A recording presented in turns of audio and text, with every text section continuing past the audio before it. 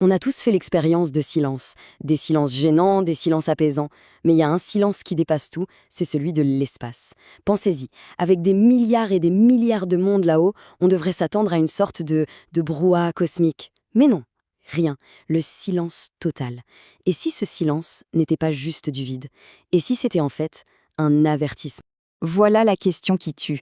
C'est la fameuse question que le physicien Enrico Fermi a posée. Mais alors, où est tout le monde? Le truc, c'est qu'on est face à une contradiction totale. D'un côté, les chiffres, les probabilités. Tout nous crie que l'univers devrait être plein à craquer de civilisation. Et de l'autre, eh bien, on ne voit rien, on n'entend rien. C'est le grand vide. Les deux ne peuvent pas être vrais en même temps. Alors, qu'est-ce qui cloche? Allez, on va se pencher sur la question. Pour vraiment piger le problème, il faut d'abord comprendre pourquoi tant de scientifiques sont convaincus que l'on ne devrait pas être seul. Et tout, absolument tout, part des chiffres. Et croyez-moi, ces chiffres donnent le vertige. Ok, premier chiffre. Rien que dans notre galaxie, la Voie lactée, on estime qu'il y a environ 200 milliards d'étoiles. Je ne sais pas si on se rend bien compte, 200 milliards. Et ça, c'est l'estimation basse. Ça fait donc 200 milliards de soleils potentiels, avec potentiellement des planètes qui tournent autour. Maintenant, sur ces 200 milliards, on va être super prudent. Disons que seulement une petite fraction, mettons 10%, a une planète comme la Terre, c'est-à-dire rocheuse, à la bonne distance pour avoir de l'eau liquide. Eh bien, même avec ce calcul hyper conservateur, on arrive à 20 milliards de planètes potentiellement habitables. 20 milliards! C'est juste fou.